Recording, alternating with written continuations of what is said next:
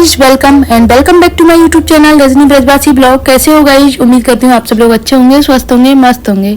तो गाइज आज है सोमवार, सावन का लास्ट सोमवार है आज, और आज इतने भव्य दर्शन मिलने वाले हैं ना गाइज, आपको क्या बताऊं सच में। वैसे तो 4वें सोमवार जो निकले हैं ना, सबको एकदम भव्य दर्शन, बढ़ के दर्शन मिले हैं, एक से एक बढ़ के। लेकिन आज लास्ट सोमवार है और भोले बाबा के चकलेश्वर पे, साक्षी गोपाल पे, लोटेश्वर महादेव पे, सब जगह एकदम विशाल बंगला मिलेगा ठाकुर जी का, क्योंकि कल की एकादशी भी है इसीलिए। दूसरी बात, अभी बारिश आ जाती है। लास्ट सोमवार जो निकला है ना, उस पर मैं नहीं गई थी क्योंकि बारिश आ गई थी। वैसे तो मैं फर्स्ट, सेकंड और फोर्थ सब पे ही गई हूँ ठाकुर जी के दर्शन करने के लिए, और एक से एक बढ़ के भव्य दर्शन मिलेंगे। तो अभी मैं तैयार हो रही हूँ क्योंकि पतिदेव आने वाले हैं, बोल रहे थे मैं चलूंगा साथ में, बच्चों को भी लेके चलना है। मैंने बोला चलो ठीक है, तो तैयार हो जाती हूँ अभी। और मैंने पहनी है गाइस आज ये क्या बोलते हैं साड़ी को, चरक वाली बोलते हैं, क्या बोलते हैं, कुछ ऐसी साड़ी है, थोड़ी सी कॉस्टली पड़ी थी उस टाइम पे। मम्मी की साड़ी है, मतलब मेरी मम्मी की साड़ी है गाइस ये, तो मैं ही लेके आई थी वैसे तो मम्मी को। तो ये थोड़ा लहरिया टाइप में भी आ जाती है, तो मैंने सोचा चलो यही पहन लेती हूँ आज। थोड़ा सा स्पेशल भी है आज क्योंकि आज भोले बाबा का दिन है और लहरिया सावन तो है ही है, तो लहरिया में भी चल जाएगी। तो ये वाली साड़ी पहनी है, इसको कॉन्ट्रास्ट इतना अच्छा है ना, रेड साड़ी के साथ में येलो ब्लाउज, बहुत सुंदर लुक देता है गाइज। गोटा पत्ती में है, प्योर शिफॉन में आती है ये वाली साड़ी। शिफॉन में नहीं बोल सकते हैं इसको, अलग ही फैब्रिक है इसका गाइज। तो यहाँ पे मैं तैयार हो रही हूँ। तो मैंने सबसे पहले लगाई थी सनस्क्रीन के बाद में फिर मैंने लगाया फाउंडेशन लगाया मैंने लैक्मी सीसी क्रीम लगाई।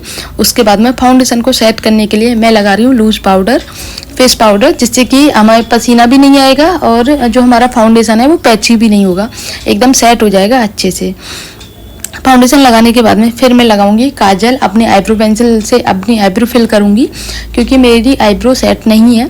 अभी मैं रक्षाबंधन का इंतजार कर रही हूँ कि रक्षाबंधन के आसपास बनवाऊंगी थ्रेडिंग, तो तभी जो मैं जाऊंगी। तो अभी तो 3-4 दिन का इंतजार करती हूँ क्योंकि उस टाइम मुझे मेहंदी भी लगवानी है, तो दोनों काम एक साथ हो जाएंगे और फिर अलग से बार बार पार्लर जाना नहीं हो पाता इसीलिए। और मुझे तो पार्लर जाना इतना बोरिंग लगता है, कसम से बहुत बोरिंग लगता है। जब बहुत ज़्यादा अति हो जाती है ना तब मैं जाती हूँ, अदरवाइज नहीं जाती हूँ।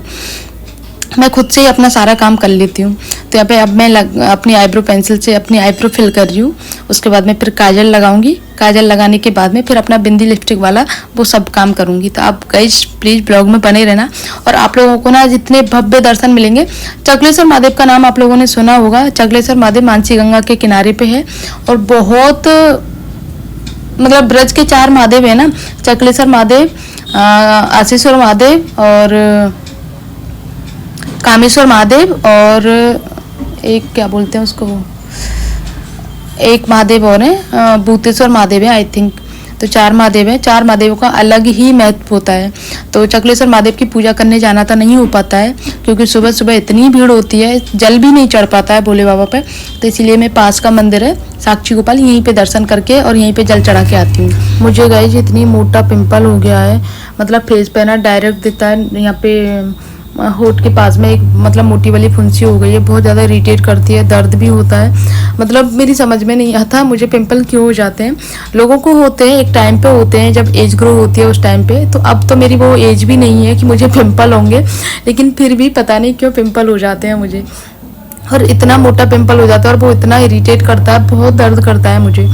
तो और वैसे मैं आपको बता दूं ना, मैं सिर्फ वीडियो में जो आप लोगों के साथ में शेयर करती हूँ ना, सिर्फ उसी दिन मेकअप करती हूँ, अदरवाइज मैं कुछ भी नहीं लगाती अपने फेस पे, क्योंकि मुझे पता है मेरा फेस बहुत ज़्यादा सेंसिटिव है। सेंसिटिव से मैं आपको बता दूँ, कुछ भी लगाऊँ, क्रीम कुछ भी यूज करूँ, यहाँ तक कि फेस वॉश भी चेंज करती हूँ ना, उससे भी मुझे पिंपल निकल जाते हैं। तो इसीलिए मैं बहुत ध्यान से रहती हूँ, कुछ भी यूज करने से पहले 100 बार सोचती हूँ। लेकिन फिर भी पता नहीं पिंपल ऐसे तैयार बैठे रहते हैं कि तू जरा सा कुछ भी चेंज कर, हम तुरंत तैयार हो जाएंगे आने के लिए। तो ये वाली कंडीशन होती है गाइस। तो अभी तैयार हो गए हैं, गर्मी है लेकिन थोड़ा सा फैशन तो बनता है बाकी बहुत तेज़ गर्मी है। बाहर का मौसम बहुत अच्छा है, अंदर जो रूम के अंदर जो उमस है ना, वो बहुत भयंकर वाली है। तो गाइस चलते हैं पहले दर्शन करने।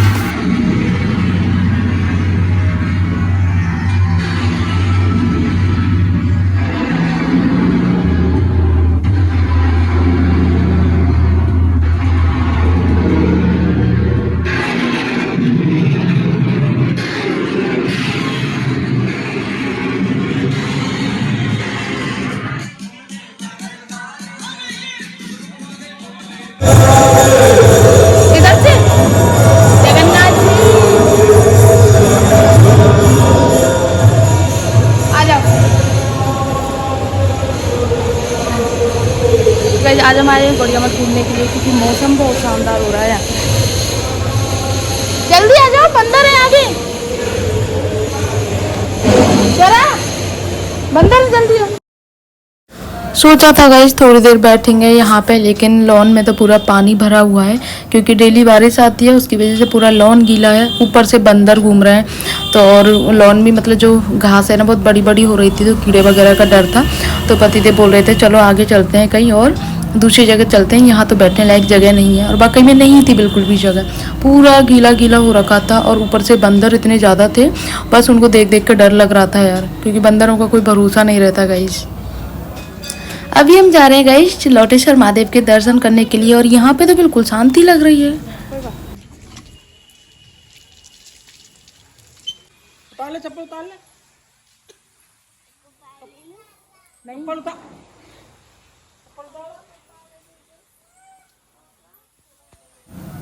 इस बार का श्रृंगार कितना सुंदर और एकदम शांत सौम्य है ना।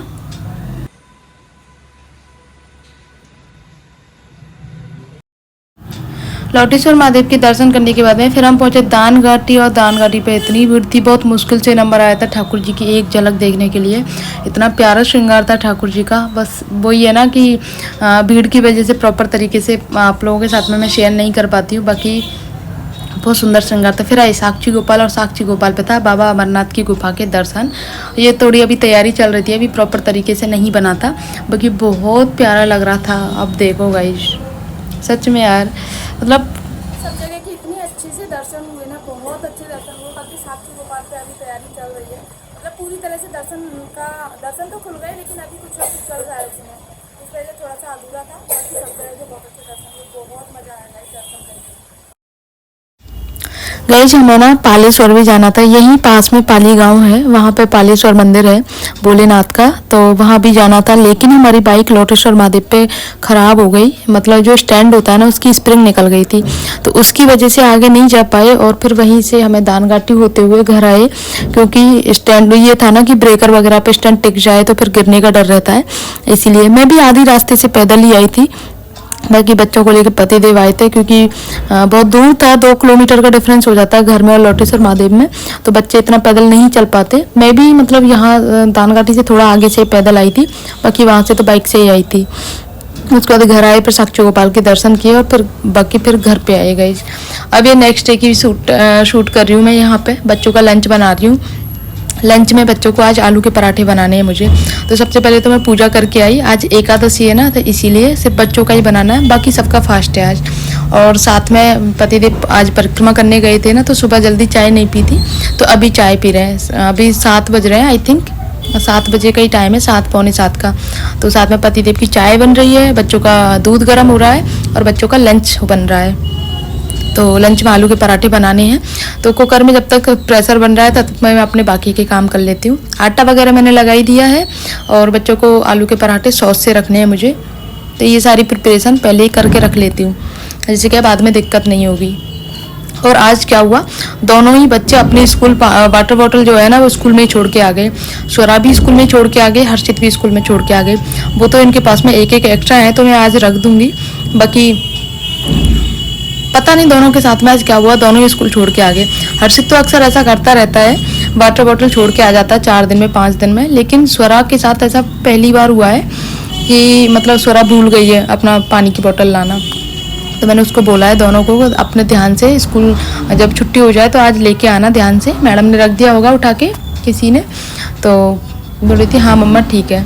तो अभी उनका लंच पैक कर लूँ, उसके बाद में मिलते हैं गाइस। बच्चों के स्कूल जाने के बाद में जो भी फैला हुआ सामान रहता है ना उसको समेटती हूँ। अभी पतिदेव पूजा करने गए हैं, तब तक मेरे पास में 1 घंटा है, ये सब कुछ फैला हुआ समेट लेती हूँ।